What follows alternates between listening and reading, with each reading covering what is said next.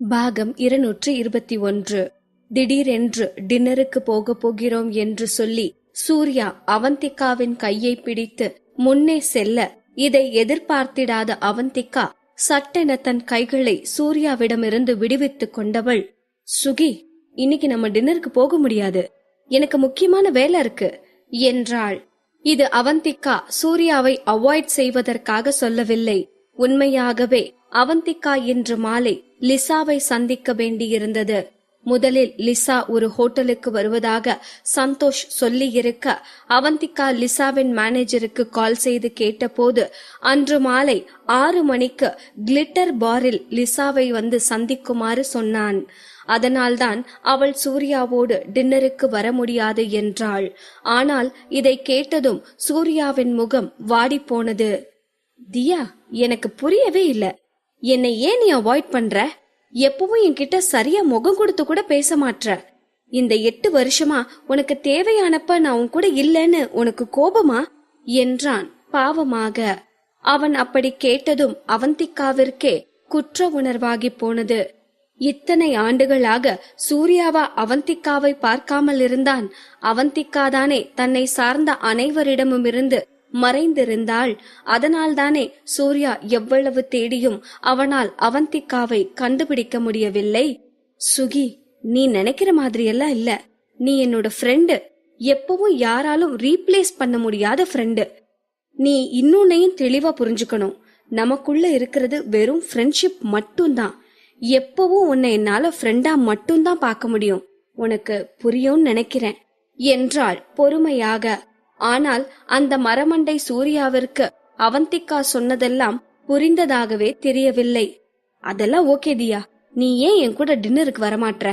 நீ தானே சொன்ன இன்னைக்கு லஞ்சுக்கு இல்லனா டின்னருக்கு வெளியே போலான்னு. இப்போ உன்னை பிக்கப் பண்ணதான் நான் வந்தேன்.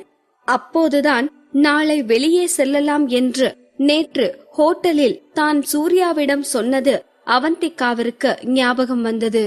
ஐயோ சாரி சுகி, நிஜமாவே இப்போ ஒரு முக்கியமான வேலை இருக்கு. நம்ம இன்னொரு நாள் கண்டிப்பா வெளியில போலாம், இது ப்ராமிஸ் என்று சொன்னவள் தன் ஹேண்ட்பேக்கையும் போனையும் எடுத்துக்கொண்டு லிப்டை நோக்கி நடந்தாள். சூர்யாவும் அவளோட லிப்டிற்குள் சென்றான்.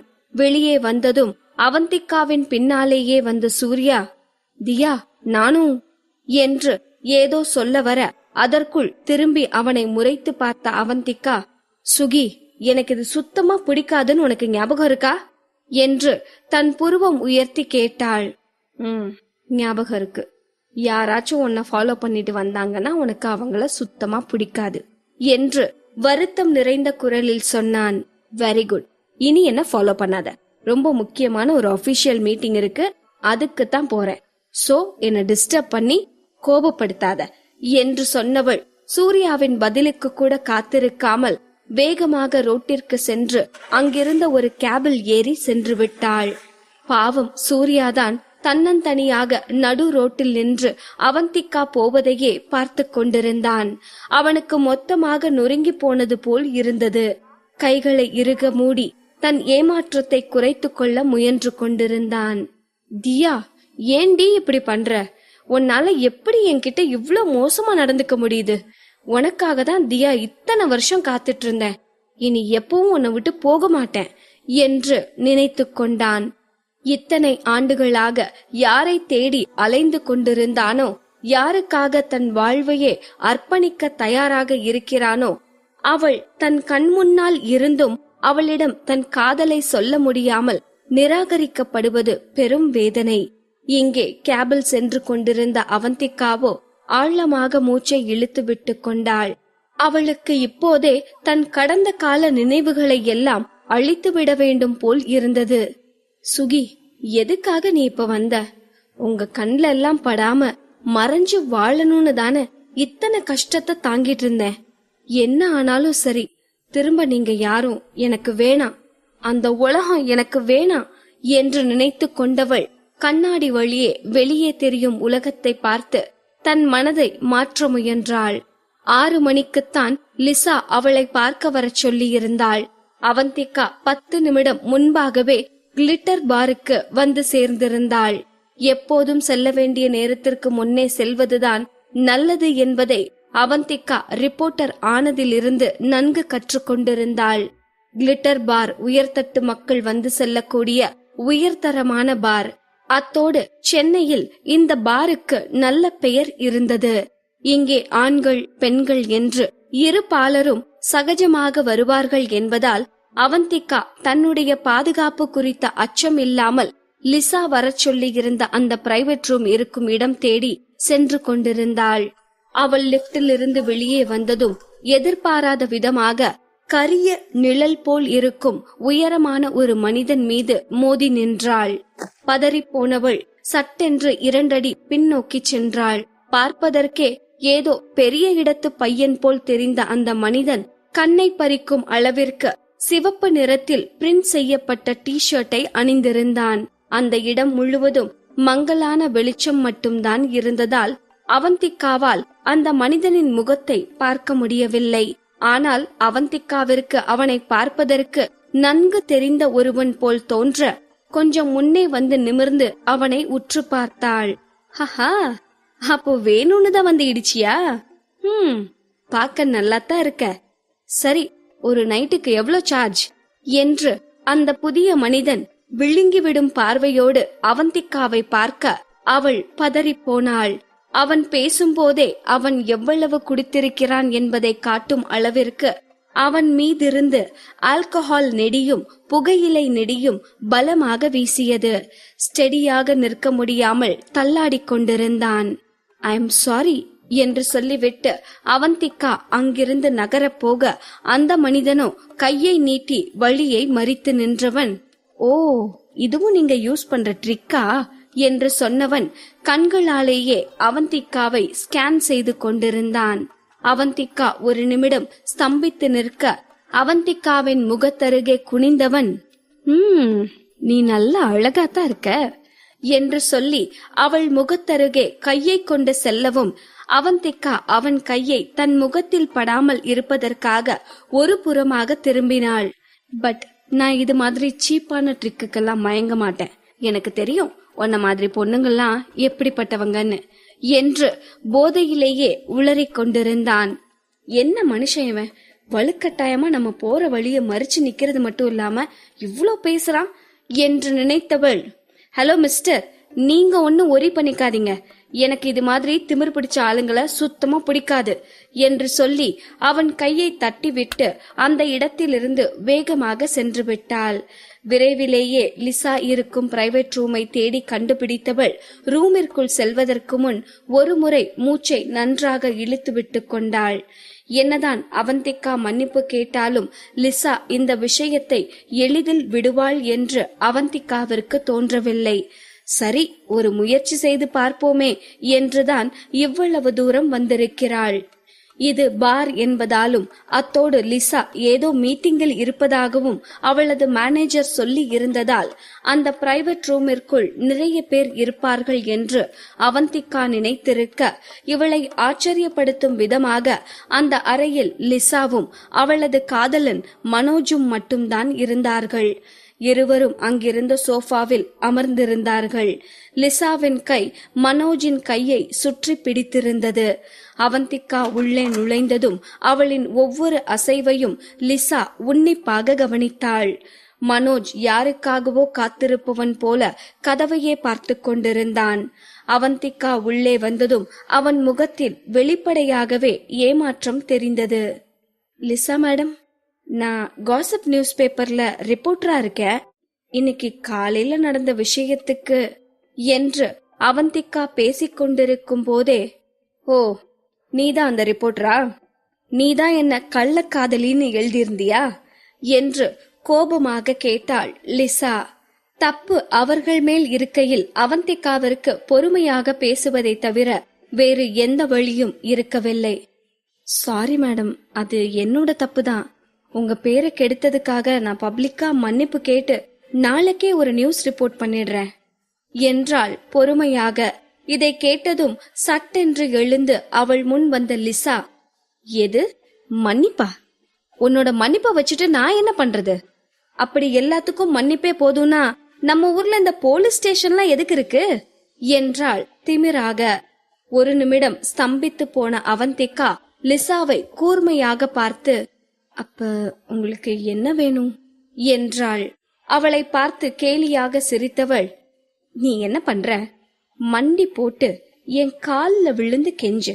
நீ கெஞ்சுறது எனக்கு திருப்தியா இருந்தா அப்புறம் நீ சொல்ற மாதிரி உன்னை மன்னிக்கிறத பத்தி நான் யோசிக்கிறேன். என்னது, கால்ல விழணுமா என்று கேட்ட அவந்திகா தன் கை முஷ்டிகளை இறுக்கி ஏளனமாக சிரித்தாள். அவந்திகா தன் பெற்றோரை தவிர வேறு யார் முன்னும் மண்டியிட மாட்டாள். அது இந்த நாட்டின் பிரசிடென்டாகவே இருந்தாலும் சரி. அப்படி இருக்க இந்த லிசாவின் முன்பா மண்டியிடுவாள்? அவள் இங்கு வருவதற்கு முன்பே இந்த லிசா இப்படித்தான் ஏதாவது எடக்கு மடக்காக செய்வாள் என்பது அவளுக்கு தெரிந்திருந்தது. சரி, ஒரு முயற்சி செய்து பார்ப்போமே என்றுதான் வந்திருந்தாள். அதிலும் இப்போது லிசாவின் முகத்தை பார்க்கும் போதே அவள் இந்த பிரச்சனையை அவ்வளவு சீக்கிரம் முடிப்பவளாக தோன்றவில்லை. இதற்கு மேல் இங்கு நிற்பதில் எந்த பயனும் இல்லை என்று நினைத்து அவந்திகா கதவை நோக்கி செல்ல அவள் பின்னால் இருந்து லிசாவின் குரல் கேட்டது. இப்ப மட்டும் நீ இங்க இருந்து போயிட்டனா நான் நாளைக்கே உங்க நியூஸ் ஏஜென்சி மேல கேஸ் போட்டு கோர்ட்டுக்கு வர வைப்பேன். அத்தோட என்னோட பேரை டேமேஜ் பண்ணினதுக்கு நஷ்ட ஈடா 20 லட்சம் உங்க நியூஸ் ஏஜென்சி தர வேண்டியிருக்கும். ஆனாலும் மனோஜ் பத்தி இப்படி ஒரு ஆர்டிக்கல் எழுதிட்டு இங்க வந்து இவ்ளோ திமிரா நடந்துக்கிறனா உன்னோட தைரியத்தை பாராட்ட வேண்டியதான் என்றாள். இதை கேட்டு திரும்பிய அவந்திகா, லிசா மேடம், நான் உங்களை பத்தி தான் ஆர்டிக்கல் எழுதினேன், மனோஜ் சார் பத்தி கிடையாது. அதே மாதிரி நாங்க போட்டோ போட்டிருந்ததுலயும் மனோஜ் சார் ஃபேஸ பிளர் பண்ணி தான் போட்டிருக்கோம். நீங்க பேசுறத பார்த்தா உங்க பேர் போட்டுட்டோம்னு கோபப்படுற மாதிரி தெரியல, மனோஜ் சார் பேர் போடலேன்னு கோபப்படுற மாதிரி தெரியுது என்று அழுத்தமான குரலில் பதிலடி கொடுத்தாள். என்னதான் அனு லிசாவின் பெயரை மாற்றி இருந்தாலும் மனோஜின் பெயரை போடும் அளவிற்கு அவளுக்கு தைரியம் இல்லை. அவந்திகாவை கோபமாக முறைத்து பார்த்த லிசா, ஏன் முன்னாடியே வந்து எவ்வளவு திமிரா பேசுற உன்ன என்று கத்தியவள் தன் காதலன் மனோஜை பார்த்து, மனோஜ், உங்க கண்ணு முன்னாடியே இவ வந்து என்ன அவமானப்படுத்திட்டு இருக்கா, நீங்க என்ன சும்மா வேடிக்கை பார்த்துட்டு இருக்கீங்க என்று சினுங்கினாள். இதுவரை தனக்கும் இந்த பிரச்சனைக்கும் தொடர்பு இல்லை என்பது போல் அமர்ந்திருந்த மனோஜ் லிசாவையும் அவந்திகாவையும் மாறி மாறி பார்த்துவிட்டு, இந்த பிரச்சனைய பொறுத்தவரை என்று பேச ஆரம்பிக்கும் போதே யாரோ கதவருகில் வந்து, அரவிந்த் சார் வந்துட்டாரு என்றார்கள். இதை கேட்டதும் புன்னகையோடு மனோஜ் கதவின் புறம் திரும்பி பார்க்க இவ்வளவு நேரம் தாம் தூம் என்று குதித்துக் கொண்டிருந்த லிசாவும் ஆர்வமாக கதவை பார்த்தாள். இந்த நேரத்தில் இங்கு அரவிந்த் வருவான் என்று அவந்திகா சற்றும் எதிர்பார்த்திடாததால் அதிர்ச்சியோடு உள்ளே வரும் அரவிந்தை பார்த்து கொண்டிருந்தாள். அரவிந்த் எப்போதும் போல் ஃபார்மலாக இல்லாமல் கிரே கலர் டி ஷர்ட்டும் லெதர் ஷூவும் அணிந்திருந்தான். அவந்திகா மட்டுமல்ல, இந்த நேரத்தில் அவந்திகாவை இங்கு எதிர்பார்த்திடாத அரவிந்தும் அவளை பார்த்து அதிர்ந்து போனான். புருவம் உயர்த்தி வியப்போடு அவளை பார்த்தவன் அவந்திகாவின் அருகில் சென்று ஏதோ பேச போக அதற்குள்ளாக, அரவிந்தனா என்று சந்தோஷமாக அழைத்து கொண்டே அரவிந்தின் அருகில் வந்தான் மனோஜ். அவனது குரலில் உணர்ச்சியும் உற்சாகமும் நிறைந்திருந்தது. ஏதோ தனது ரோல் மாடலை பார்த்தது போல் குதித்துக் கொண்டிருந்தான். சற்று நேரத்திற்கு முன் அமைதியே உருவாய் அமர்ந்திருந்தது இவன்தானா என்று நினைக்கும் அளவிற்கு அவன் செயல்கள் ஒரே நொடியில் மாறிப்போயிருந்தது. அரவிந்தும் அப்போதைக்கு அவந்திகாவிடம் எதுவும் பேச வேண்டாம் என்று முடிவு செய்தவன் மனோஜை பார்த்து மென்மையாக புன்னகைத்து அவனோடு சென்று சோஃபாவில் அமர்ந்து கொண்டான். மனோஜின் கண்கள் பனித்தது. அரவிந்தண்ணா, நீங்க என் கூட கடைசியா பேசி எத்தனை வருஷம் ஆகிருச்சு. எனக்கு எவ்வளவு வருத்தமா இருந்துச்சு தெரியுமா? எங்க கிட்ட எல்லாம் எதுவும் சொல்லாம நீங்க பாட்டுக்கு அப்படியே விட்டுட்டு போயிட்டீங்க. என்ன அப்படி பண்ணனீங்க? என்ன இருந்தாலும் நம்மெல்லாம் சகோதரர்கள் தானே. இத்தனை வருஷத்துல எங்களை பார்க்கணும்னு உங்களுக்கு தோணவே இல்லையா? அரவிந்த் முகத்தில் எந்த உணர்ச்சியும் இல்லாமல் தான் அவனை பார்த்து கொண்டிருந்தான். ஆனால் அவந்திகாவிற்குத்தான் ஆச்சரியமாக இருந்தது. ஏற்கனவே அவள் கணித்ததுதான். அரவிந்த் வெறும் நடிகன் மட்டுமல்ல, அவன் ஏதோ ஒரு பெரிய குடும்பத்தைச் சேர்ந்தவன் என்று. ஆனால் மனோஜ் பிசினஸ் உலகில் எத்தனை ஆளுமையானவன் என்பது அனைவருக்கும் தெரியும். அப்பேற்பட்ட மனோஜே அரவிந்திடம் இவ்வளவு பவ்யமாக பேசுகிறான் என்றால் இந்த அரவிந்த் உண்மையில் யாராக இருக்க முடியும் என்று யோசித்து குழம்பினாள்.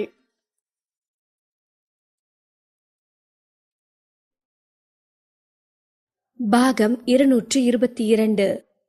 மனோஜ் அரவிந்திடம் பேசுவதையே வியந்து பார்த்து கொண்டிருந்தாள் அவந்திகா.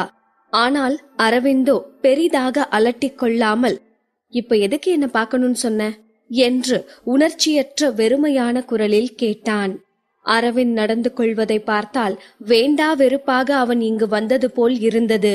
அரவிந்தின் இந்த அணுகுமுறையை பார்த்த மனோஜ் ஒரு நிமிடம் அப்படியே என்ன பேசுவது என்று தெரியாமல் விழித்தவன் பின் சுதாரித்துக் கொண்டு தன் அருகே அமர்ந்திருந்த லிசாவை திரும்பி பார்த்தான். லிசாவும் இதற்காகத்தான் காத்திருந்தவள் போல் முகமெல்லாம் பல்லாக அரவிந்தை பார்த்தாள். அரவிந்தனா இது என்று மனோஜ் ஆரம்பிப்பதற்கு முன்பே லிசா பேச ஆரம்பித்தாள். சூப்பர் ஸ்டார் அரவிந்த்ராஜ், என் பேரு லிசா. நான் உங்களோட நோக்கம் திரைப்படத்துல 3வது முக்கிய பெண் கதாபாத்திரமா நடிக்கிறேன்.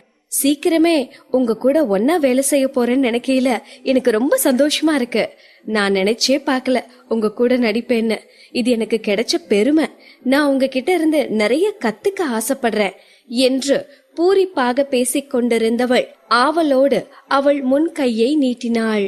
அவளை அலட்சிய பார்வை பார்த்த அரவிந்த் இன்னும் அங்கு நின்று நடப்பதை எல்லாம் பார்த்து கொண்டிருந்த அவந்திகாவை பார்த்து, நீ இங்க என்ன பண்ற என்றான். இந்த நேரத்தில் உண்மையிலேயே அவந்திகாவிற்கு சந்தோஷமாகத்தான் இருந்தது.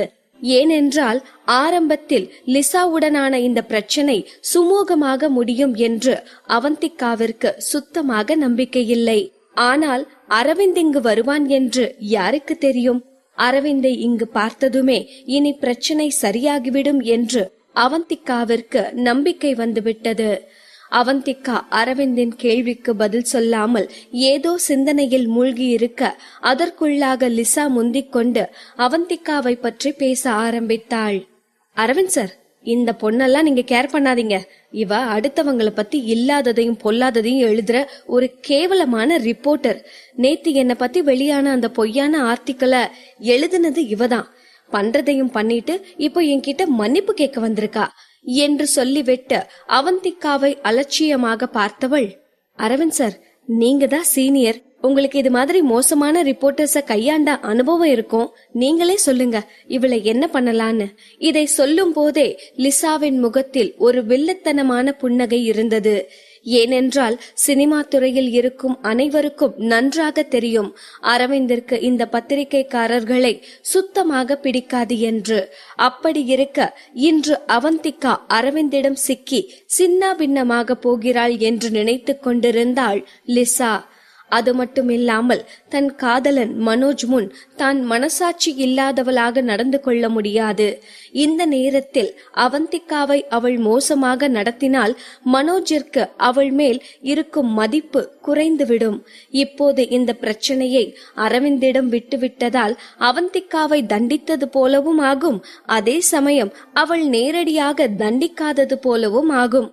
இதையெல்லாம் யோசித்து தன் புத்திசாலித்தனத்தை நினைத்து சந்தோஷப்பட்டு கொண்டவள் அவந்திகாவை பார்த்து, ஆரம்பத்துல இதெல்லாம் நான் பெரிய விஷயம் ஆக்க வேணாம் தான் நினைச்சேன். ஆனா இதோ நிக்கிறாளே இந்த ரிப்போர்ட்டர், ரொம்பவே திமிர் பிடிச்சவளா இருக்கா. மன்னிப்பு கேட்கணும்னா கொஞ்சம் பணிவு வேணும். ஆனா இவ மன்னிப்பு கேக்குறதவே அவ்வளோ திமிரா கேக்குறா. இவளை எப்படி சும்மா விட முடியும் என்று கேட்டவள் அரவிந்தின் முகத்தை பார்க்க அவன் முகத்தில் அருவருப்பு அப்பட்டமாக தெரிந்தது. இவள் சொல்வதை கேட்டு அவந்திகாவைத்தான் அரவிந்த் அப்படி பார்க்கிறான் என்று நினைத்தவள் தன் பேச்சு திறமையை நினைத்து பெருமைப்பட்டு கொண்டாள். அப்படியே முகத்தை பாவமாக மாற்றிக்கொண்டு அரவிந்தை பார்த்து, அரவிந்த் சார், நீங்களும் மனோஜும் நல்ல ஃப்ரெண்ட்ஸ்னு எனக்கு தெரியும். இந்த பொண்ணு என்ன பத்தி தப்பா எழுதியிருந்தா கூட பொறுத்துக்கலாம். ஆனா இவ மனோஜ பத்தியும் தப்பா எழுதியிருக்கா. இது மனோஜோட மரியாதையவே கெடுக்கிற மாதிரி இருக்கு. இப்ப சொல்லுங்க, இவளை என்ன பண்ணலாம்?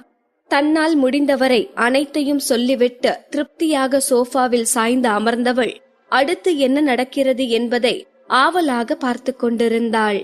மனோஜுக்கோ லிசா தேவையில்லாமல் பேசுகிறாள் என்று தோன்றியது. லிசா, என்ன பேசிட்டு இருக்க? அரவிந்த் அண்ணாக்கு இது மாதிரி தேவையில்லாத விஷயத்துல மூக்க நுழைக்கிறது சுத்தமா பிடிக்காது. இந்த சின்ன விஷயத்துல எதுக்கு அண்ணாவை இன்வால்வ் பண்ணிட்டு இருக்க? அந்த ரிப்போர்ட்டர் பொண்ணு போகட்டும், அது ஒன்னும் அவ்வளவு பெரிய பிரச்சனை இல்ல. அரவிந்த் அண்ணா வாங்க, நாம பேசலாம், உங்ககிட்ட நிறைய பேச வேண்டி இருக்கு. மனோஜ் பேசிக் கொண்டிருக்கும் போதே நான் என்ன நினைக்கிறேன்னா என்று ஏதோ சொல்ல ஆரம்பித்தான் அரவிந்த். அரவிந்த் பேச ஆரம்பித்ததும் மனோஜ் பேசுவதை நிறுத்திவிட்டு அரவிந்தை ஆச்சரியமாக பார்த்தான். அரவிந்த் அவர்களை விட்டு வெளியேறிய இந்த 8 வருடங்களில் எத்தனையோ முறை இவர்கள் யாராலும் அவனை தொடர்பு கொள்ள முடியவில்லை. அரவிந்தும் இவர்கள் யாரையும் தொடர்பு கொள்ளவில்லை. அப்படி இருக்க இன்று இந்த சாதாரண விஷயத்தில் அரவிந்த் இவ்வளவு அக்கறை காட்டுவதை பார்த்து மனோஜிற்கு வியப்பாக இருந்தது.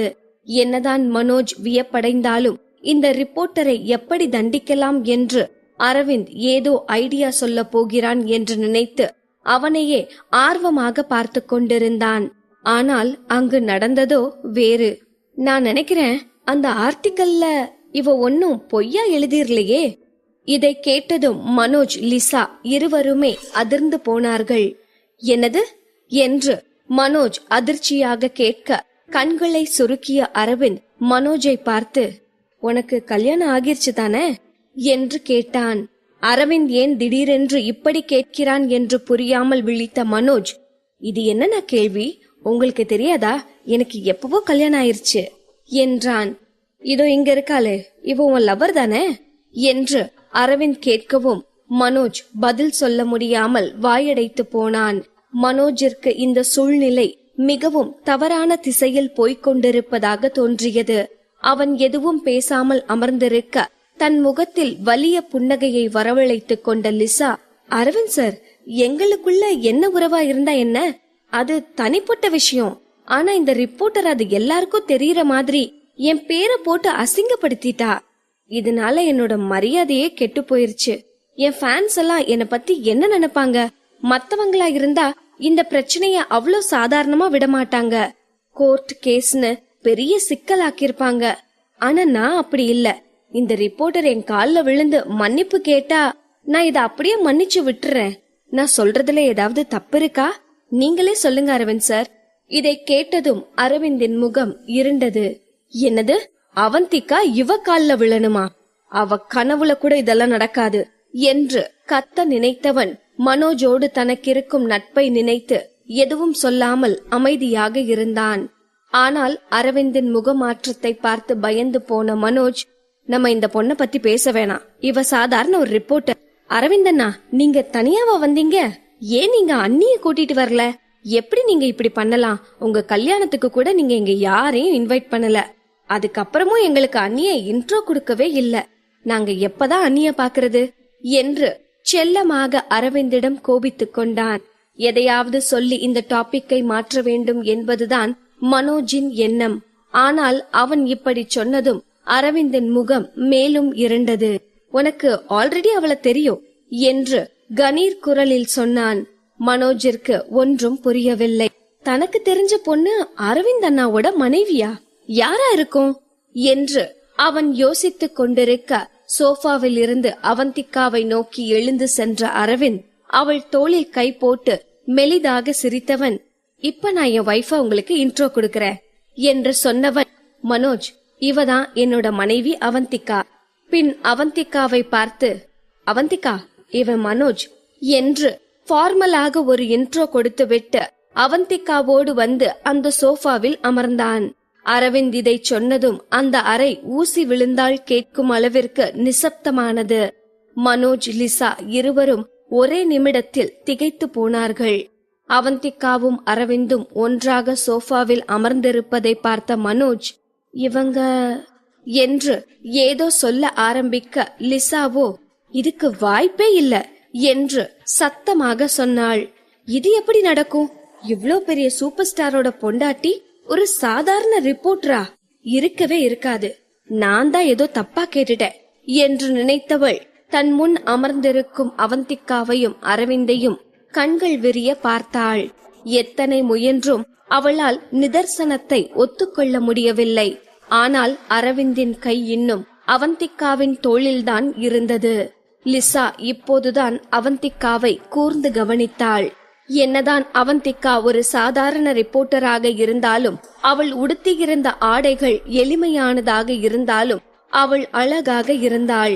நன்றாக உடுத்தினால் பல செலிபிரிட்டிகளை விடவும் அழகாக இருப்பாள். லிசா இப்படியெல்லாம் யோசித்துக் கொண்டிருக்க அரவிந்தையும் அவந்திகாவையும் மாறி மாறி பார்த்த மனோஜ், அண்ணா, ஒரு பெரிய மிஸ் அண்டர்ஸ்டாண்டிங் ஆகிருச்சு. நம்மெல்லாம் ஒரே ஃபேமிலின்னு யாருக்கு தெரியும்? எங்களுக்கு அண்ணிய தெரியாது, அன்னிக்கும் எங்களை தெரியாது. எல்லாம் உங்க தப்புதான்னா.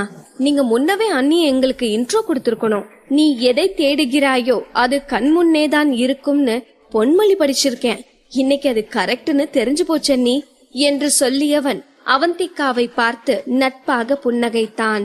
மனோஜின் இந்த திடீர் மாற்றத்தை பார்த்த அவந்திகாவுக்கு உள்ளுக்குள் சந்தோஷமாக இருந்தது. அவள் அரவிந்தை பார்த்தாள்.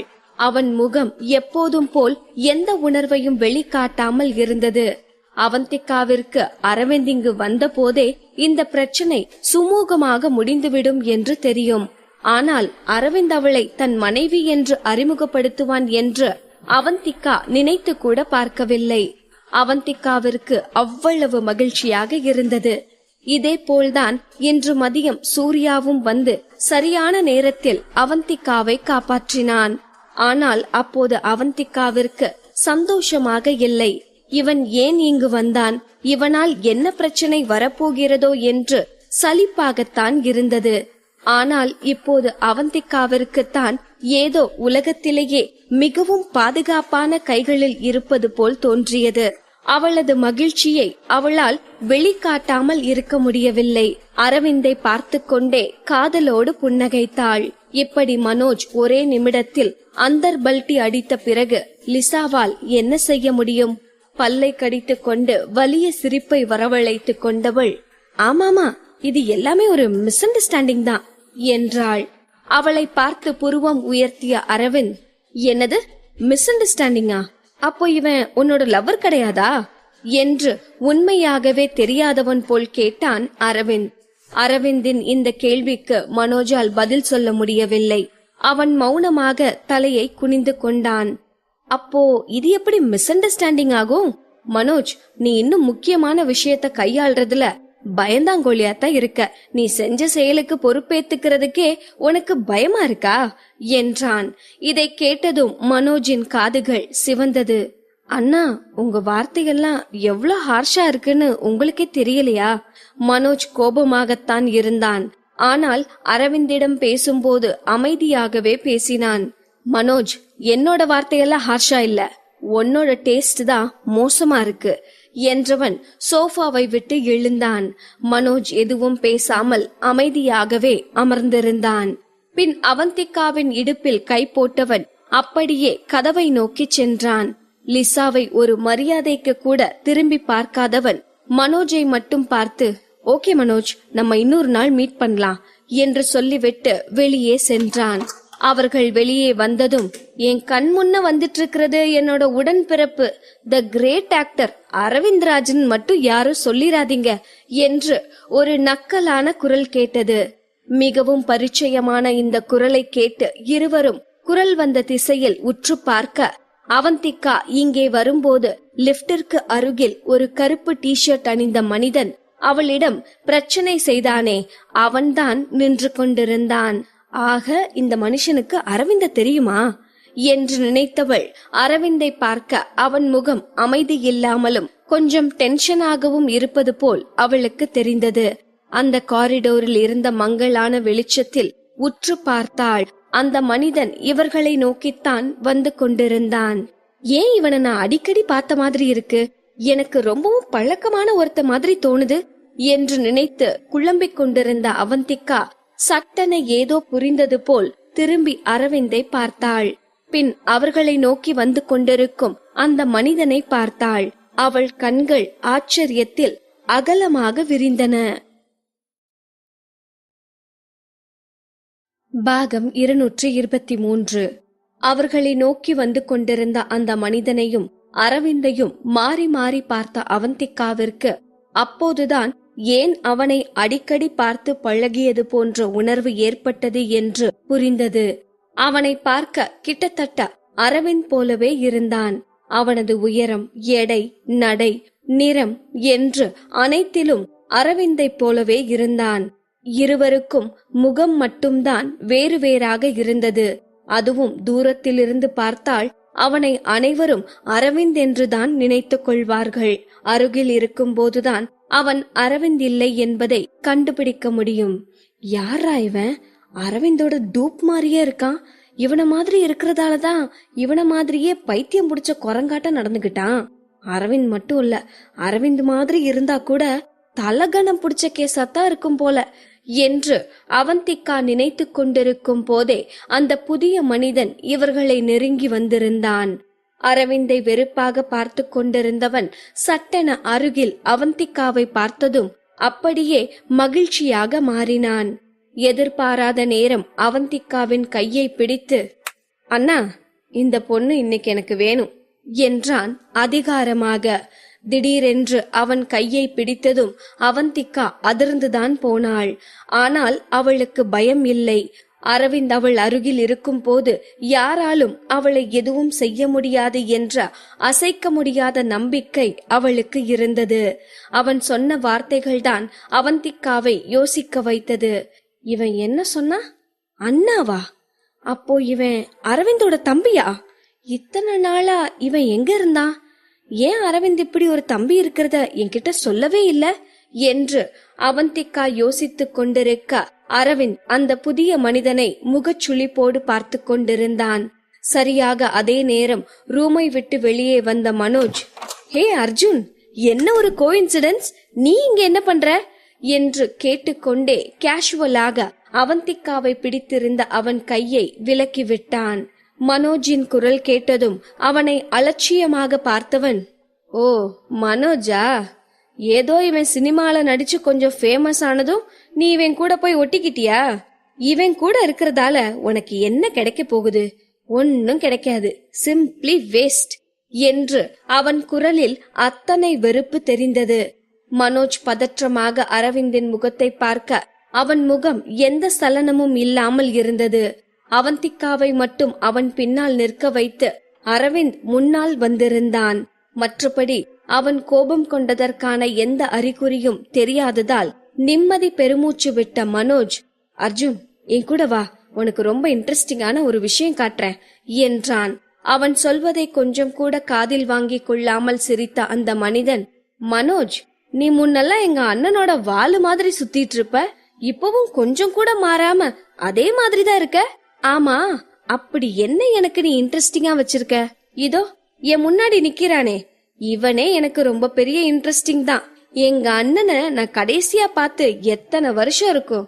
5, 6, ச்சே, எத்தனை வருஷம் கூட மறந்து போயிருச்சு என்று சொல்லிவிட்டு ஏதோ தன் அண்ணனின் மீது அதீத பாசம் நிறைந்தவன் போல் அரவிந்திற்கு மிக நெருக்கமாக வந்தான். ஆனால் அவன் முகத்தில் ஒரு அலட்சியமான புன்னகை இருப்பது அவந்திகாவிற்கு தெரிந்தது. அரவிந்தின் முகத்தை நிமிர்ந்து பார்த்தவன், அண்ணா, நம்ம அம்மா எப்படி இருக்காங்க என்றான். இவன் அரவிந்தின் தம்பி என்று தெரிந்ததை விட இப்போது நம்ம அம்மா என்று சொன்னதில்தான் அவந்திகா மிகவும் அதிர்ந்து போனாள். அவர்கள் ஒன்றே போல் இருப்பதாலும் அவன் அரவிந்தை அண்ணா என்று அழைத்ததாலும் அவர்கள் ஒரே தந்தைக்கும் வேறு வேறு தாய்க்கும் பிறந்த சகோதரர்கள் போல என்று அவந்திகா நினைத்திருந்தாள். இப்போது அவன் நம்ம அம்மா என்று கேட்டதும் அவந்திகாவின் மூளைக்குள் அடுக்கடுக்காக கேள்விகள் அணிவகுக்க ஆரம்பித்தன. என்னதான் அரவிந்திற்கு எதிரே நிற்கும் அவன் அத்தனை வெறுப்போடு நடந்து கொண்டாலும் அரவிந்த் அவனுக்கு பொறுமையாகவே பதிலளித்தான். அம்மா நல்லா இருக்காங்க, நல்லா இருப்பாங்க, அவங்களுக்கு என்ன கவலை இருக்க போகுது என்று சொல்லிவிட்டு ஏதோ யோசனையாக தன் தாடையை தடவியவன், நல்லதுதான், அவங்கள பார்க்க ஒரு நாள் வர என்றான். அதன் பிறகு அவன் பார்வை அரவிந்தின் பின் நின்ற அவந்திகாவின் மீது பட்டது. அவன் முகத்தில் மீண்டும் அந்த ஏளன புன்னகை தோன்றியது. சரி சரி, நம்ம மத்த விஷயங்களை பத்தி பேசுவோம். டே அண்ணா, உனக்கு இந்த பொண்ணையுமா பிடிச்சிருக்கு? இவ உனக்கு செட் ஆக மாட்டா, ரொம்ப திமிர் பிடிச்சவளா இருக்கா என்று சொன்னவன் அவந்திகாவின் முகத்தை தொடுவதற்காக தன் கைகளை அவள் புறம் கொண்டு செல்ல அவன் கை அவந்திகாவின் மீது படுவதற்குள் அரவிந்த் அவன் கையை பிடித்திருந்தான். இதை பார்த்து புருவம் உயர்த்திய அர்ஜுன், அண்ணா, இவ ஒரு சாதாரண பொண்ணுதானே, இவளை தொட கூட நீ என்ன விட மாட்டியா என்றான் ஏமாற்றமாக. அரவிந்த் தன்னுள் பொங்கி வந்த கோபத்தை கட்டுப்படுத்திக் கொண்டு அவனை கூர்மையாக பார்த்து, இப்படி முட்டாள்தனமா நடந்துக்கிறத நிறுத்து என்றான். அர்ஜுன் இருந்த போதைக்கு அரவிந்தின் முகமாற்றமோ அவன் குரலில் இருந்த எச்சரிக்கையோ எதுவும் அவனுக்கு தெரியவில்லை. என்னது முட்டாள்தனமா?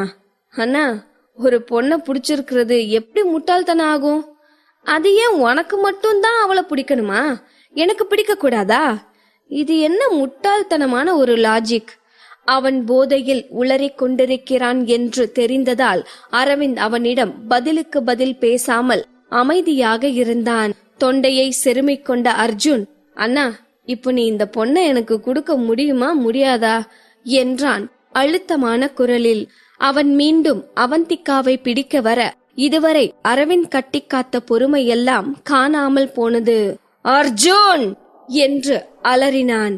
இப்போது அரவிந்தின் குரலில் இருந்த கடுமை அர்ஜுனுக்கு உரைத்தது. ஆனால் அவன் அரவிந்த் சொல்லுவதையெல்லாம் கேட்கும் நிலையில் இல்லை. எனக்கு இந்த பொம்மைதான் வேண்டும் என்று அடம் பிடிக்கும் குழந்தை போல பிடிவாதமாக நின்றான். இந்த பொண்ணை எனக்கு கொடுக்க மாட்டியா? நீ எப்பவும் இப்படித்தான். 8 வருஷத்துக்கு முன்ன என் அம்மாவை என்கிட்ட இருந்து பிரிச்சு கூட்டிட்டு போயிட்ட. இப்போ இந்த சாதாரண பொண்ணை எனக்கு கொடுக்க மாட்டேங்கிற. எனக்கு பிடிச்சதெல்லாம் ஏன் என்கிட்ட இருந்து புடுங்கிக்கிற என்று சொல்லும் போதே அவன் குரலில் ஒரு ஏக்கம் தெரிந்தது. பாவம் அவந்திகாவிற்குத்தான் இங்கு என்ன நடக்கிறது என்றே புரியவில்லை. அடே, 2 பேரும் நல்லா தடிமாடு மாதிரி இருக்கீங்களே தவிர உங்களுக்கெல்லாம் மனசாட்சியே இல்லடா. நான் என்ன பொருளா, நீ எடுத்துக்கோ எனக்கு குடுத்துருன்னு சொல்றதுக்கு? நான் ஒரு மனுஷிடா என்று அவந்திகா தனக்குள்ளேயே பொறுமிக் கொண்டிருந்தாள். அர்ஜுன் மீண்டும் அவந்திகாவின் கையை பிடிக்க வந்தான். என்னதான் அவந்திகா அரவிந்தின் பின்னால் நின்று கொண்டிருந்தாலும் பயத்தில் இன்னும் 2 அடி பின்னால் சென்றாள். இந்த முறை அர்ஜுனின் டி-ஷர்ட்டை பிடித்து இழுத்தவன், இதுதான் லாஸ்ட் வார்னிங் என்று சொல்லி அவனை கீழே தள்ளிவிட்டான். அர்ஜுன் தடுமாறி கீழே விழாமல் சுதாரித்து நின்றான். அரவிந்தின் கோபம் அர்ஜுன் அவந்திகாவை பிடிக்க வந்ததால் மட்டும் ஏற்பட்டதாக தெரியவில்லை. எதையோ நினைத்து ஆழமாக மூச்சை இழுத்து விட்டவன், 8 வருஷத்துக்கு முன்ன அம்மா கூட இருக்க முடியாதுன்னு சொல்லிட்டு போனது நீ. அப்படி இருக்கையில இப்ப அத பத்தி பேச உனக்கு எந்த தகுதியும் இல்ல என்று சீறினான். அரவிந்த் சொல்வதையெல்லாம் உதாசீனப்படுத்திய அர்ஜுன் மீண்டும் அவந்திகாவிடம் சென்றான். இந்த முறை அவளை தொடாமல், ஹே அழகி, நான் யாருன்னு உனக்கு தெரியுமா என்று கேட்டவன் அவந்திகாவின் பதிலுக்கு கூட காத்திருக்காமல் மேலும் தன் பேச்சை தொடர்ந்தான். இதோ உன் கூட நிக்கிறானே, இவன் ராஜேந்திரன் குடும்பத்துக்கே மிக பெரிய அவமான சின்னம். எதுக்கும் ஒர்த்து இல்லாதவன், வெறும் ஆக்டர், அவ்வளவுதான். ஆனா அவ்வளோ பெரிய ராஜேந்திரன் சாம்ராஜ்யத்தோட ஒரே வாரிசு என்று மேலே பார்த்து கைகளை விரித்து சொன்னவன் மீண்டும் அவந்திகாவின் முன் குனிந்து, உனக்கு ராஜேந்திரன் ஃபேமிலி தெரியும்ல என்று கேட்டான். அவந்திகா பதில் சொல்வதற்கு முன்பாகவே, அது எப்படி உனக்கு தெரியாம இருக்கும்? தமிழ்நாட்டுல இருக்க எல்லாருக்கும் தெரிஞ்சிருக்கும் ராஜேந்திரன் குடும்பத்தை பத்தி. நான் உனக்கு நிறைய பணம் கொடுக்கறேன், நீ நல்ல செல்வாக்கா இருக்கலாம். உன் கூட இருக்கானே இவன் சரியான கஞ்சப்பைய. சினிமாக்காரன்னு மயங்கி அவன் கூட போனேன்னா நீ ஏமாந்து போக வேண்டியதுதான். சோ யார் கூட போறது உனக்கு அதிக லாபம்னு நீ ஏன் முடிவு பண்ணிக்கோ. சொல்லு, உனக்கு யாரு வேணும் என்று சொன்னவன் அவந்திகாவை பார்த்து கொண்டிருக்க அரவிந்தின் முகபாவம் புயலுக்கு முன்னால் இருக்கும் அமைதியை போன்று பார்க்கவே அச்சம் கொள்ள வைப்பதாக இருந்தது. இதை கவனித்த அவந்திகா பிரச்சனை வேண்டாம் என்பது போல் அவன் கைகளை இறுக பிடித்தாள். பின் அரை போதையில் உளறிக் கொண்டிருந்த அர்ஜுனை பார்த்து பெரிதாக புன்னகைத்தவள், அப்போ நீங்க தான் ராஜேந்திரன் குடும்பத்தோட சின்ன முதலாளி அர்ஜுன் ராஜேந்திரனா என்று ஆச்சரியமாக கேட்பது போல் கேட்டாள். இதை கேட்டதும் அர்ஜுன் பூரித்து போனான். சூப்பர், அப்போ உனக்கு எங்க குடும்பத்தை பத்தி நல்லாவே தெரிஞ்சிருக்கு. இப்போ யார செலக்ட் பண்ணணும்னு உனக்கு சந்தேகமே இருக்காதுன்னு நினைக்கிறேன் என்று சொன்னவன் ஒரு வெற்றி புன்னகையோடு அரவிந்தை பார்த்தான். அரவிந்த் எதுவும் ரியாக்ட் செய்யவில்லை. அவந்திகா அவன் கையை பிடித்து 2 முறை அவன் உள்ளங்கையில் தட்டிய போதே அவன் புரிந்து கொண்டான். நீ சும்மா இரு, இந்த பிரச்சனைய நான் பாத்துக்கிறேன் என்று அவள் சொல்கிறாள் என்பதை. அதனால்தான் அரவிந்த் ஒன்றும் செய்யாமல் அமைதியாக இருந்தான். இன்னும் ஏன் அங்க நின்னுட்டு இருக்க, என் கூட வா என்று சொல்லி அர்ஜுன் கையை நீட்ட அவந்திகாவும் கையை நீட்டினாள். அவள் கை அவனை தொட்டதா என்று கூட அர்ஜுனிற்கு தெரியவில்லை. ஆனால் அடுத்த நொடி அர்ஜுன் தரையில் கிடந்தான். தன்னை சுற்றி என்ன நடக்கிறது என்று தெரியாமல் அந்த அறையே அவன் தலைக்கு மேல் சுற்றுவது போல் இருந்தது. என்னதான் அவந்திகா இந்த 8 வருடங்களாக அப்பாவி பெண்ணாகவும் அமைதியான பெண்ணாகவும் மாறிப்போயிருந்தாலும் 8 வருடத்திற்கு முன் இருந்த அவந்திகா கராத்தேவில் பிளாக் பெல்ட் எல்லாம் வாங்கியிருக்கிறாள். தன்னிடம் வம்பு வைத்துக் கொள்ளும் பையன்களை தானே நைய புடைத்தும் இருக்கிறாள். இந்த திறமையால் தான் நேத்ராவை அன்று அந்த ரவுடி கும்பலிடமிருந்து காப்பாற்றும் போது கூட அவ்வளவு சாமர்த்தியமாக சமாளித்தாள். ஒரு கூட்டத்தையே அசால்ட்டாக சமாளித்தவளுக்கு இந்த அர்ஜுன் ஒரு பொருட்டா என்ன? அவன் கையை பிடித்தவள் ஒரே சுழற்றாக சுழற்றி அவனை கீழே போட்டிருந்தாள். அரவிந்த் இதெல்லாம் எதிர்பார்த்ததுதான் என்பது போல இதற்கும் பெரிதாக எதுவும் ரியாக்ட் செய்யவில்லை. அவன் உதட்டோரம் ஒரு மெல்லிய புன்னகை மட்டும் இருந்தது. அவனுக்கு தெரியாதா அவனது தியாவை பற்றி? இவ்வளவு நேரம் நடப்பதையெல்லாம் வேடிக்கை பார்த்து கொண்டிருந்த மனோஜ் தான் வாயடைத்து போனான். அவன் எதிர்பார்க்கவே இல்லை சாதாரண ஒரு பெண்ணிடம் இவ்வளவு பலம் இருக்கும் என்று. வெறும் ரிப்போர்ட்டர் தானே என்று அவன் நினைத்தது எவ்வளவு பெரிய தவறு என்று அவன் புரிந்து கொண்டான்.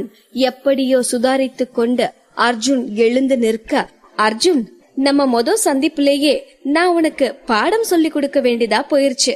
உன் அண்ணனோட பொண்டாட்டி கிட்ட நீ இப்படி மரியாதை இல்லாம நடந்துக்க கூடாது, புரிஞ்சுதா என்று எச்சரித்தவள் அரவிந்தின் பக்கம் திரும்பி, ஓகே பேபி, நாம இப்ப கிளம்பலாமா என்றாள் பவ்யமாக. அவந்திகா அர்ஜுனிடம் நடந்து கொண்டதற்கும் இப்போது அரவிந்திடம் நடந்து கொள்வதற்கும் நிறைய வேறுபாடு இருந்தது. அவள் அர்ஜுனிடம் பேசும்போது ஏதோ கண்டிப்பான ஆசிரியை போல் நடந்து கொண்டாள். ஆனால் அரவிந்திடம் பேசும்போது சமத்தான மாணவி தன் ஆசிரியரிடம் பவ்யமாக பதில் சொல்வது போல் இருந்தது. அதற்கு பின் அரவிந்தும் அவந்திகாவும் ஒன்றும் பேசாமல் அந்த இடத்தை விட்டு சென்றார்கள். அர்ஜுன் இந்த 2 உருவங்களும் கண்ணை விட்டு மறையும் வரை கண்ணிமைக்காமல் அவர்களையே பார்த்து கொண்டிருந்தான். இங்கே காருக்கு வந்ததிலிருந்து அரவிந்த் எதுவும் பேசவில்லை, அமைதியாகவே இருந்தான். எப்போதும் அவன் முகத்தில் எந்த உணர்ச்சியும் இல்லாமல் தான் இருக்கும். ஆனால் இப்போது அவன் வருத்தமாக இருப்பது போல் அவந்திகாவிற்கு தோன்றியது. அங்கிருந்து வரும்போது கூட அவன் நன்றாகத்தானே இருந்தான். இப்போது என்ன ஆனது? ஒருவேளை அர்ஜுனை நினைத்து அவன் வருத்தப்பட்டு கொண்டிருக்கிறானோ என்று நினைத்தவள் அதை கேட்காமல் அப்படியே மென்று முழுங்கிவிட்டாள். இப்போதுதான் அவளுக்கு ஒன்று நினைவிற்கு வந்தது. இத்தனை நாட்களாக அரவிந்தை பற்றி அவளுக்கு ஒன்றும் தெரியவில்லை. ஆரம்பத்தில் சொல்லாமல் இருந்தது சரி, இன்னும் அரவிந்த் ஏன் தன்னிடம் அவனை பற்றி சொல்லாமல் இருக்கிறான் என்று நினைக்கும் போதே அவந்திகாவிற்கு கவலையாக இருந்தது.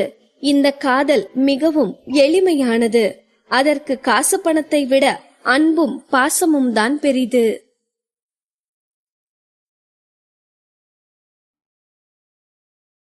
பாகம் 224. ஆரம்பத்திலிருந்தே அரவிந்த் ஒரு சாதாரண குடும்பத்தில் இருந்து வரவில்லை என்பது அவந்திகாவிற்கு தெரிந்திருந்தது.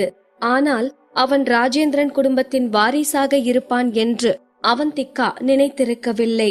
இப்போதுதான் அரவிந்த் ராஜேந்திரன் என்பதைத்தான் அவன் சுருக்கி அரவிந்த் ராஜ் என்று வைத்திருக்கிறான் என்பதே அவந்திகாவிற்கு புரிந்தது. என்னதான் ராஜேந்திரன் குடும்பம் அளவிற்கு இல்லை என்றாலும் அவந்திகாவின் குடும்பமும் கொஞ்சம் பணக்கார குடும்பம்தான். பெங்களூரில் அவர்களுக்கு சொந்தமான மிக பெரிய எஸ்டேட் ஒன்று இருந்தது. பல முக்கிய பிரமுகர்கள் அந்த எஸ்டேட்டில் தங்குவது வழக்கம். அப்படித்தான் அவந்திகா ராஜேந்திரன் குடும்பத்தை பற்றியும் அறிந்திருந்தாள். தமிழ்நாட்டில் இருக்கும் பல முக்கிய நிறுவனங்கள் ராஜேந்திரன் குடும்பத்திற்கு சொந்தமானதாக இருந்தது. இதுதான் என்று குறிப்பிட்டு சொல்வதற்கு இல்லாமல் hotel, transport, shopping mall, multimedia, entertainment என்று அனைத்து துறைகளிலும் ராஜேந்திரன் குடும்பம் ஈடுபட்டிருந்தது. பெரிதாக வெளி உலகத்திற்கு அவர்களை பற்றி தெரியாது. ஆனால் பிசினஸ் வட்டத்தில் இருக்கும் யாருக்கும் ராஜேந்திரன் குடும்பத்தை பற்றி தெரியாமல் இருக்காது. பிசினஸ் உலகின் ஜாம்பவான் என்று சொல்லும் அளவிற்கு அவர்களது செல்வாக்கு இருந்தது. அரவிந்திற்கு இப்படி பலம் நிறைந்த பின்புலம் இருக்கும் என்று அவந்திகா யூகித்திருக்கவில்லை. இன்னும் அவள் தன் யோசனைகளிலேயே மூழ்கி இருக்க, வீட்டுக்கு போனதும் இங்க நடந்தத அம்மா கிட்ட சொல்ல வேணாம் என்ற அரவிந்தின் குரல் கேட்டுத்தான் அவள் நிஜ உலகிற்கே வந்தாள். ஒரு நிமிடம் அவன் எதற்காக சொல்கிறான் என்று யோசித்தவள் எந்த விளக்கமும் கேட்காமல் சரி என்று தலையாட்டினாள். பாரில் அரவிந்தும் அர்ஜுனும் நடந்து கொண்ட முறையிலேயே அர்ஜுனுக்கு அரவிந்த் மீதும் அவன் அம்மாவின் மீதும் நல்ல மதிப்பு இல்லை என்று அவந்திகாவிற்கு புரிந்தது. அப்படி இவங்களுக்குள்ள என்ன பிரச்சனையா இருக்கும்? ஏன் அம்மா கிட்ட சொல்லக்கூடாது?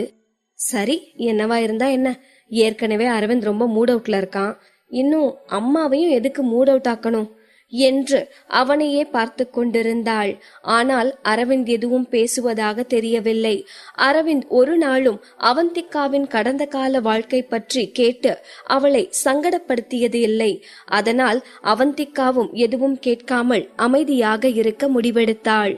வீட்டிற்கு வரும் வரை இருவரும் எதுவும் பேசிக்கொள்ளவில்லை. வீட்டிற்குள் நுழைந்து இவர்கள் காரை விட்டு கீழே இறங்குவதற்கு முன்பாகவே பேச்சொலிகளும் சிரிப்பொலிகளும் இவர்களை வரவேற்றன. யாராக இருக்க முடியும்? நேத்ராவும் மாதவியும் தான் வந்திருந்தார்கள். இப்போதெல்லாம் மாதவி இங்கு தினமும் வருகிறார். அவருக்கு சீக்கிரமாகவே அவரது பேரப்பிள்ளைகளை பார்க்க வேண்டும். அதனால் இப்போதெல்லாம் பெரும்பாலும் வேலை செய்பவர்களை சமைக்க வேண்டாம் என்று சொல்லிவிட்டு அவரேதான் சமைக்கிறார். அவர் சமைப்பவற்றுள் பெரும்பான்மையான உணவு வகைகள், இல்லை அனைத்து உணவு வகைகளுமே கருத்தரித்தலுக்கு ஏற்ற உணவுகளாகவும் உடம்பை பலப்படுத்தும் உணவுகளாகவும் தான் இருக்கின்றன. அவந்திகாவும் அரவிந்தும் வீட்டிற்குள் நுழைந்தார்கள். நேத்ராவும் மாதவியும் சிரித்து பேசிக் கொண்டிருந்தார்கள். அவந்திகாவை பார்த்த மாதவி, பொம்மி, என்ன இன்னைக்கு இவ்ளோ லேட் ஆகிருச்சு? வெளியவே எங்கேயும் சாப்பிட்டு வந்துட்டீங்களா என்ன என்று சோகமாக கேட்டார். இல்ல அத்தை, எங்கேயும் சாப்பிடல.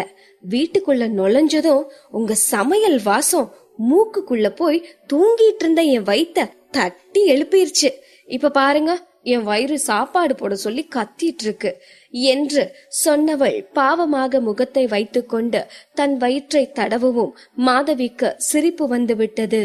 பொம்மி, நீ இருக்கியே பயங்கர வாலு. போ, நீயும் அரவிந்தும் போய் கை கால் கழுவிட்டு வாங்க, அப்படியே அகிலனையும் கூட்டிட்டு வாங்க என்று சொல்லிவிட்டு அனைத்தையும் எடுத்து வைப்பதற்காக கிச்சனுக்குள் சென்று விட்டாள். நேத்ராவும் மாதவியோடு உள்ளே சென்றுவிட அவந்திகா அரவிந்தை பார்த்தாள். அவன் முகத்தில் எந்த உணர்வையும் வெளிக்காட்டாமல் எப்போதும் போல்தான் இருந்தான். அவந்திகாவிற்கு தெரியும், காரில் வரும்போது அவன் அவ்வளவு வருத்தமாக இருந்தான். இப்போதும் அவன் நல்ல மூடில் இல்லை என்று. ஆனால் மாதவியின் முன் அவன் இயல்பாகத்தானே இருக்க வேண்டும். அவந்திகாவிற்கும் அது தெரிந்தே இருந்தது. அதனால்தான் மாதவியின் கவனம் அரவிந்திடம் செல்ல விடாமல் வந்ததில் இருந்து அவளே பேசிக் கொண்டிருந்தாள். அன்று டின்னர் முடிந்ததும் எப்போதும் போல் மாதவி அங்கு அதிக நேரம் இருக்கவில்லை.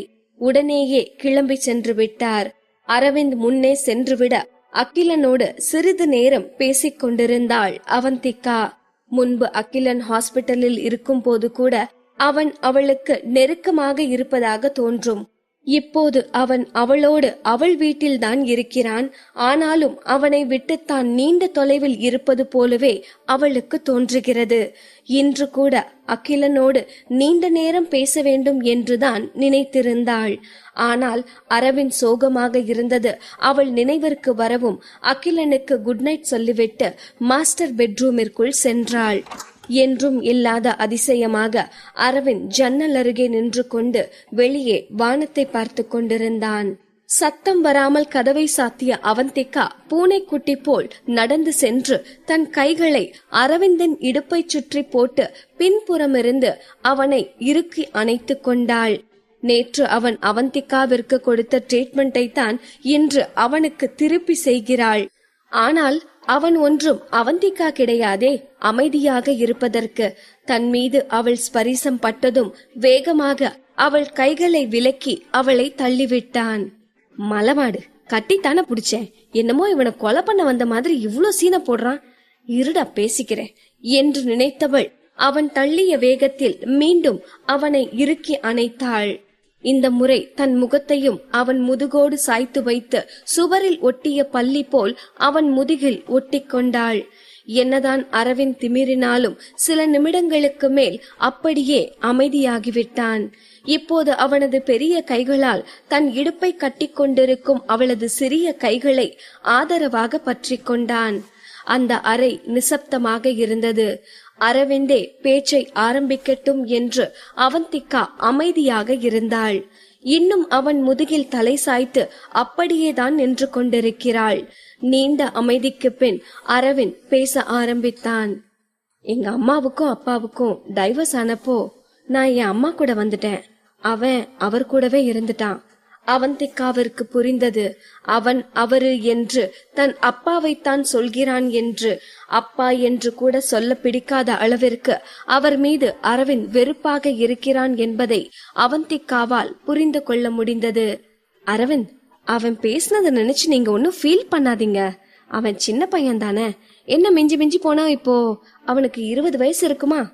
அவனோட சின்ன வயசுலயே அப்பாவும் அம்மாவும் பிரிஞ்சிட்டாங்கங்கிற ஏக்கம் அவன் மனசுக்குள்ள இருக்கும். ரொம்ப ஹர்ட் ஆகியிருப்பான். அதத்தான் இப்படி வெளிப்படுத்துறான்.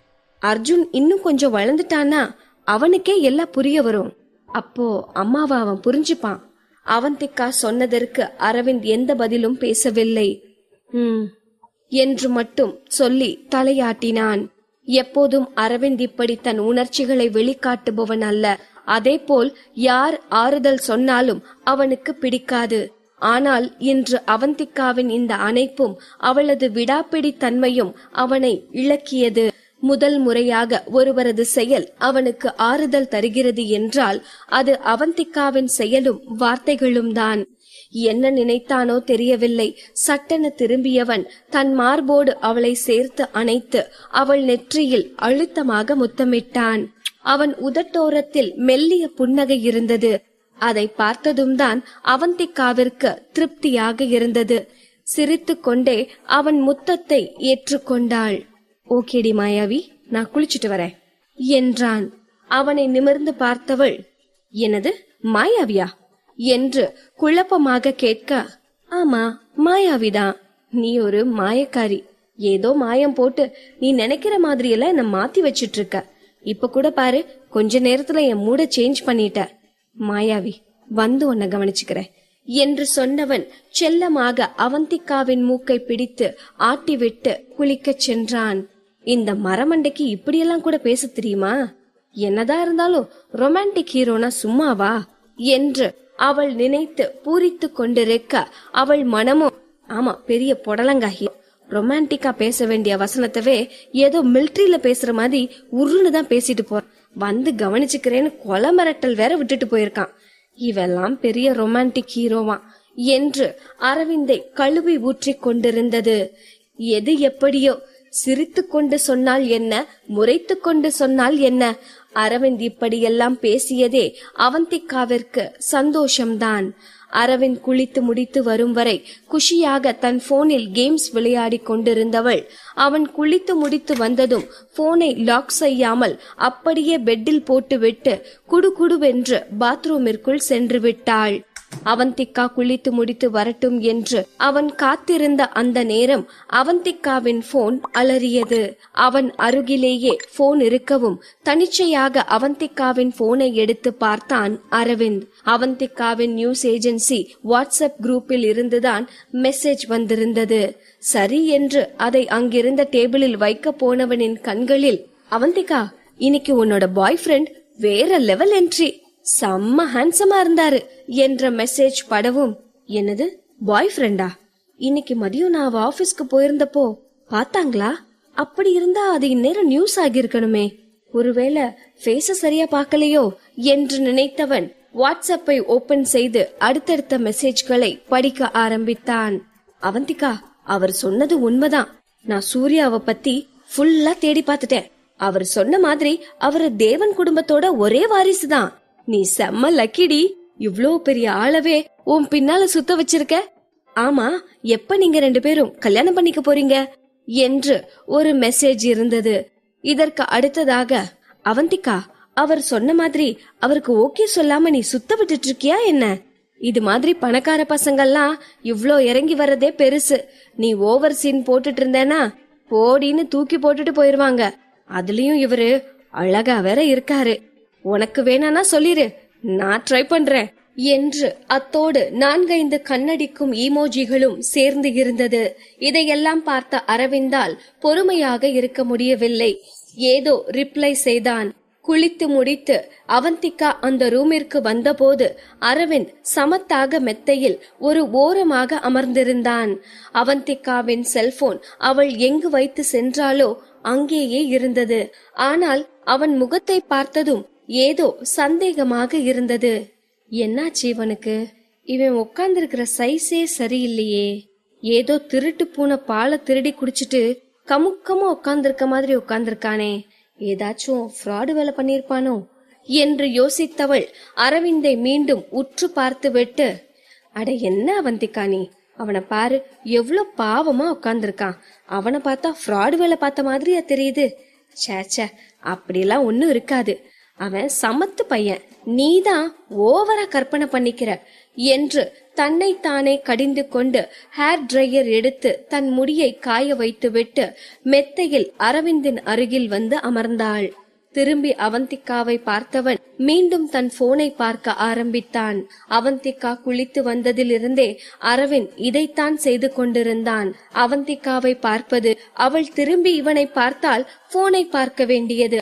அவன் செய்வதை பார்த்தால் காதல் பார்வையாகவெல்லாம் தோன்றவில்லை, எதையோ மறைக்கும் பார்வை போல்தான் அவந்திகாவிற்கு தோன்றியது. என்னதான் ஆச்சு இவனுக்கு? குளிக்க போறதுக்கு முன்ன வர நல்லா தானே இருந்தான். ஓவரா தேய்ச்சி குளிச்சு நட்டு கலண்டுச்சோ என்று நினைத்தவள் அரவிந்தை விசித்திரமாக பார்த்து கொண்டே தனது போனை எடுத்தாள். சரியாக அவள் போனை கையில் எடுத்த நேரம் தீக்ஷி கால் செய்தாள். இந்த நேரத்துக்கு எதுக்கு இந்த தீக்ஷி கால் பண்றா? ஏதாவது எமர்ஜென்சியா இருக்குமோ என்று நினைத்தவள், ஹலோ தீக்ஷி, என்னாச்சு? எதுவும் ப்ராப்ளமா என்று கொஞ்சம் பதற்றமான குரலில் கேட்டாள். அவந்திகா மேடம், பதறாதீங்க, சும்மாதான் கால் பண்ண. ரொம்ப பிஸியா இருக்கீங்களோ என்று இழுத்தாள். தீக்ஷியின் குரலில் விளையாட்டுத்தனம் தெரிந்தது. எதுக்கு கால் பண்ணன என்று அவந்திகா குழப்பமாக கேட்க, இவ்ளோ நேரம் என்ன பண்ணிட்டு இருந்தீங்க மேடம்? குளிச்சிட்டு இருந்தீங்களா என்றாள்.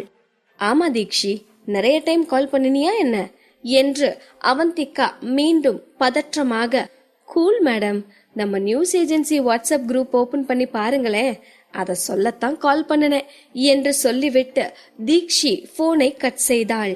அப்படி என்ன அந்த வாட்ஸ்அப் குரூப்பில் இருக்கிறது என்று அவந்திகா ஓபன் செய்து பார்க்க, அப்போதுதான் அவள் அந்த குரூப்பில் ஏதோ மெசேஜ் அனுப்பி இருந்ததே அவளுக்கு தெரிந்தது.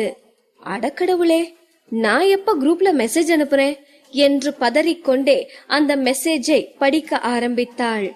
இந்த காதல் இப்படித்தான். இதற்கு ஆண் பெண் பேதமெல்லாம் பார்க்க தெரியாது. வெளியே எவ்வளவு பெரிய மனிதனாக இருந்தாலும் தன்னை நேசிப்பவரிடம் குழந்தையாகி குழைந்திடத்தான் இந்த காதல் கொண்ட மனம் ஆசை கொள்ளும்.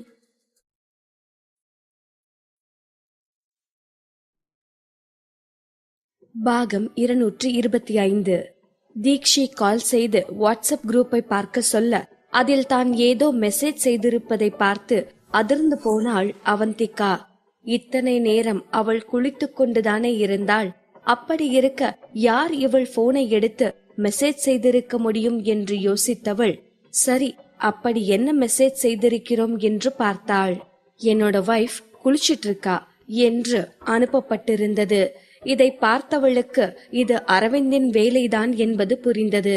இந்த மெசேஜ் அந்த குரூப்பில் இருந்த அனைவரையும் உசுப்பிவிட குரூப்பில் அடுத்தடுத்து நிறைய மெசேஜ்கள் வந்திருந்தன. என்னது, வைஃபா? நீங்க யாரு? அப்போ நீங்க சூர்யாவா? நீங்க 2 பேரும் ஒன்னாதான் இருக்கீங்களா? இதற்கு அடுத்து அவந்திகாவே ரிப்ளை செய்திருந்தாள். அதாவது அவந்திகாவின் போனை வைத்திருந்த அரவிந்த் ரிப்ளை செய்திருந்தான். நான் அரவிந்த் ராஜ் என்று இருந்தது அந்த மெசேஜ். இதை அனுப்பிவிட்டுத்தான் போனை இருந்த இடத்திலேயே வைத்துவிட்டு அவந்திகா குளித்துவிட்டு வரும்போது அரவிந்த் சமத்தாக அமர்ந்திருந்தான். இந்த மெசேஜை பார்த்துத்தான் தீக்ஷியும் அவந்திகாவிற்கு கால் செய்திருந்தாள். நல்ல வேளையாக நியூஸ் ஏஜென்சி குரூப்பில் இருந்த யாருமே அவந்திகா அனுப்பிய மெசேஜை நம்பவில்லை. அவந்திகா அரவிந்தின் தீவிர ரசிகை என்பது அங்கிருக்கும் அனைவருக்கும் தெரியும். ஆதலால் அவள் விளையாட்டாக இப்படியெல்லாம் பேசுகிறாள் என்று அதை அசால்ட்டாக விட்டுவிட்டார்கள். இதற்கு அடுத்து வந்த மெசேஜ் எல்லாம் அவந்திகாவை கலாய்ப்பதாகத்தான் இருந்தது. அவந்திகா, வர வர உன் காமெடி சென்ஸுக்கு அளவே இல்லாம போச்சு. என்ன அவந்திகா, அரவிந்த் சார் மேல உனக்கு இருக்கிற பைத்தியம் முத்தி போய் இப்போ பகல் கனவெல்லாம் காண ஆரம்பிச்சிட்டியா? அவந்திகா, அரவிந்த் சாருக்கு ஆல்ரெடி கல்யாணம் ஆகிருச்சு, தெரிஞ்சுக்கோ என்று அனைத்து கமெண்ட்டுகளும் அவந்திகாவை கலாய்ப்பதாகத்தான் இருந்தது. அரவிந்தே உண்மையை சொல்றான், ஆனா பாரு யாரும் நம்ப மாட்றாங்க. அவந்திகா, உன் நிலைமை ரொம்ப ஃபன்னியாத்தான் இருக்கு என்று நினைத்து சிரித்தவள் தன் அருகே இதற்கும் தனக்கும் எந்த சம்பந்தமும் இல்லை என்பது போல் அமர்ந்திருந்த அரவிந்தை பார்த்தாள். அவந்திகாவிற்கு அவனை பார்த்தால் சிரிப்புதான் வந்தது. தான் இயல்பாக தெரிய வேண்டும் என்று அவன் சிரமப்பட்டு நார்மல் எக்ஸ்பிரஷனை வைத்துக் கொண்டிருந்தது அத்தனை கோமாளித்தனமாக இருந்தது. கஷ்டப்பட்டு வந்த சிரிப்பை கட்டுப்படுத்தி கொண்டவள் போனை அருகில் இருந்த டேபிளில் வைத்துவிட்டு போனில் ஏதோ தீவிரமாக படித்துக் கொண்டிருப்பவன் போல் ஆக்டிங் விட்டு கொண்டிருக்கும் அரவிந்தின் கையை பிடித்து உலுக்கினாள். கேஷுவலாக அரவிந்த் நிமிர்ந்து பார்க்கவும், அரவிந்த், நீங்க தான் அந்த மெசேஜ் அனுப்புனீங்களா என்று புருவம் உயர்த்தி கேட்டாள். பொறுமையாக தன் போனை அருகே இருந்த டேபிளில் வைத்தவன் தன் தோள்களை குலுக்கிக் கொண்டு, நான் என்ன பொய்யா சொன்னேன்? நீ குளிச்சுட்டு தானே இருந்த, அதத்தானே நான் சொன்னேன். அவங்க தான் யாரு மெசேஜ் பண்றதுன்னு கேட்டாங்க, அதான் என் பேரை சொன்னேன் என்றான் கூலாக. கண்களை சுருக்கிக் கொண்டு இடுப்பில் கை வைத்து அவந்திகா அவனை முறைத்து பார்க்க, ஏன் இப்படி பாக்குற? உண்மையை சொல்றது அவ்வளவு பெரிய தப்பா என்று அப்பாவியாக கேட்டான் அரவிந்த். அரவிந்த், வர வர ரொம்ப சேட்டை செய்ய ஆரம்பிச்சிட்டீங்க என்று சொல்லிவிட்டு அவந்திகா அவன் தோள்களில் அடிக்க அரவிந்திற்கா அது வலிக்க போகிறது. மசாஜ் செய்வது போல் அவனுக்கு சுகமாகத்தான் இருந்தது. நிஜமா இவன் மனுஷனே இல்ல, கொரிலா. பண்றதையும் பண்ணிட்டு எவ்வளவு அசால்ட்டா பதில் சொல்றான் என்று யோசித்துக் கொண்டிருந்தவளுக்கு அப்போதுதான் ஏதோ புரிந்தது போல இருந்தது. செல்லமாக அரவிந்தின் முடியை பிடித்து அவன் தலையை நிமிர்த்தியவள், அரவிந்த், நீங்க பொறாமப்படுறீங்க தானே என்று அவள் சிரித்துக் கொண்டே கேட்க தன் எண்ணத்தை அவள் கண்டுபிடித்து விட்டாள் என்று ஒரு நிமிடம் ஸ்தம்பித்து போன அரவிந்த் பின் சீரியஸாக முகத்தை வைத்துக் கொண்டு, ஆமா பொறாமத்தான் படுறேன், அதுக்கு என்ன இப்போ என்றான் விரைப்பாக. அரவிந்த், இந்த ரொமான்ஸ் விஷயத்துல நீங்க ரொம்ப மக்கு.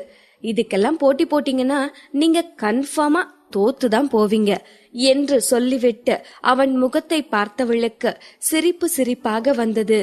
குழந்தைகள்தான் இப்படி செய்வார்கள்.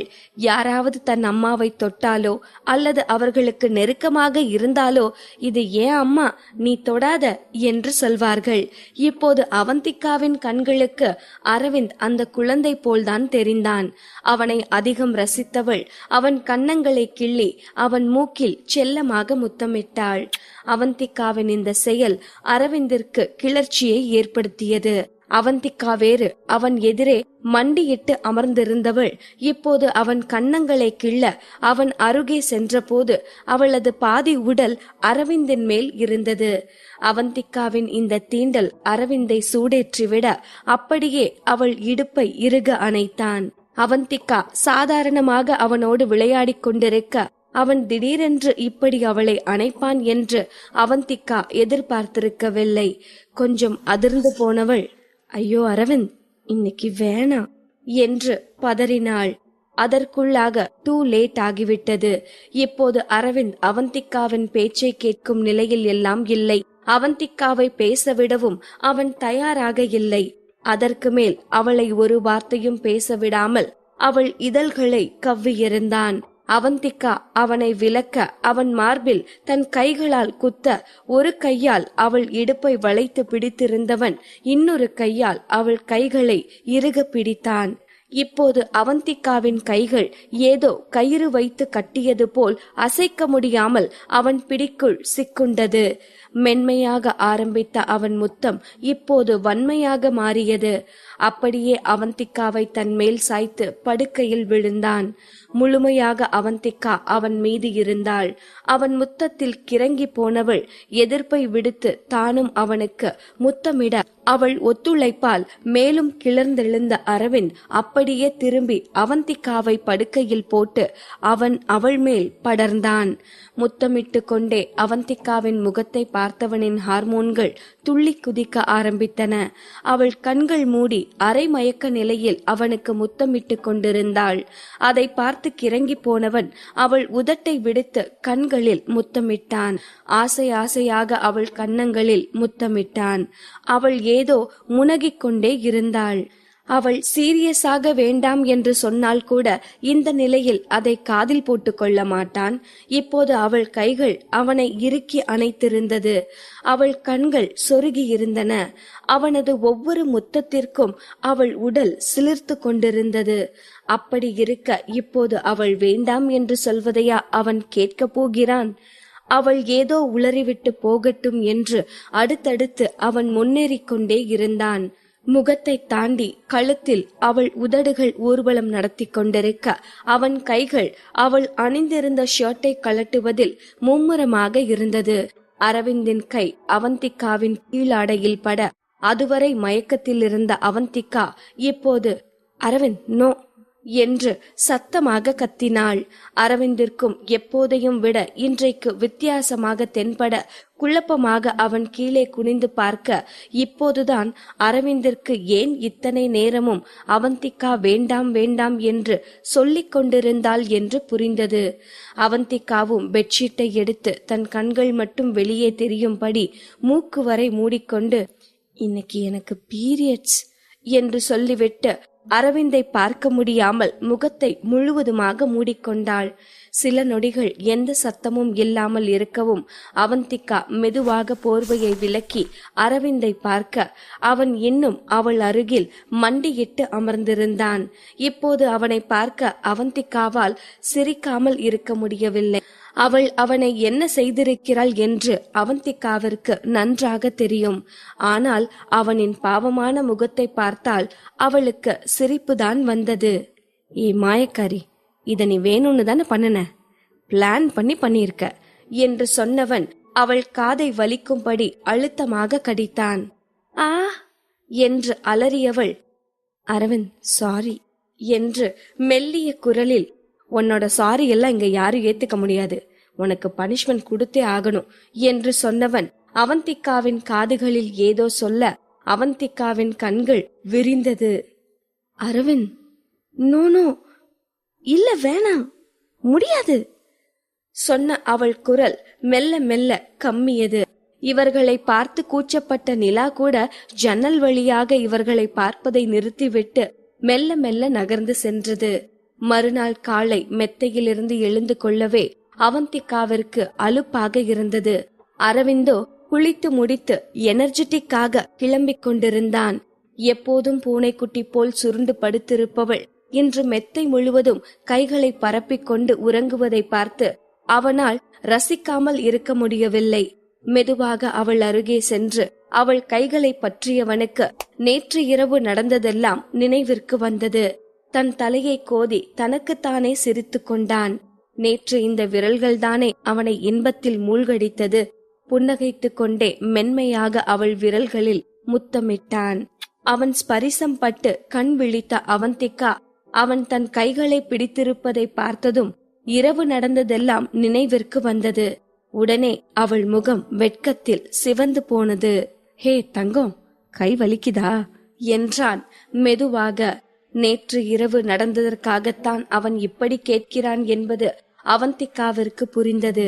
வேகமாக அவள் கைகளை அவனிடமிருந்து உருவிக் கொண்டவளுக்கு அவன் கண்களை நேராக பார்ப்பது கூட கூச்சமாக இருக்க குடுகுடுவென்று பாத்ரூமிற்குள் ஓடி சென்று கதவை சாத்தினாள். அதற்கு பிறகு இருவரும் சாப்பிட்டு முடித்து ஒன்றாக ஆபீஸிற்கு கிளம்பினார்கள். அவந்திகா, ஒன்னும் பிரச்சனை இல்லைல்ல? இந்த நாள்ல உனக்கு வயிறு வலி இருக்கும்ல என்று அக்கறையாக அரவிந்த் கேட்கவும் பாசமாக அவனை பார்த்தவள், இப்போதைக்கு இல்ல அரவிந்த், அப்புறம் எது வந்தா போட்டுக்கிறதுக்கு டேப்லெட் வச்சிருக்கேன் என்றாள். ஓகே அவந்திகா, ஏதோ ரொம்ப முடியலன்னா எனக்கு கால் பண்ணு, நீ பாட்டுக்கு ஸ்ட்ரெயின் பண்ணி ஒர்க் பண்ணாத என்று செல்லமாக அவள் தலையை வருடியவன் காரை ஸ்டார்ட் செய்தான். அரவிந்த் இது போல அவள் மீது அக்கறையாக ஏதாவது செய்யும் போது அவன் இன்னும் அழகானது போல் அவளுக்கு தோன்றுவான். அவந்திகா அப்படியே அரவிந்தின் முகத்தை ரசித்துக் கொண்டே வர திடீரென்று அமைதியான அவனது முகத்தில் குழப்ப ரேகைகள் தெரிந்தன.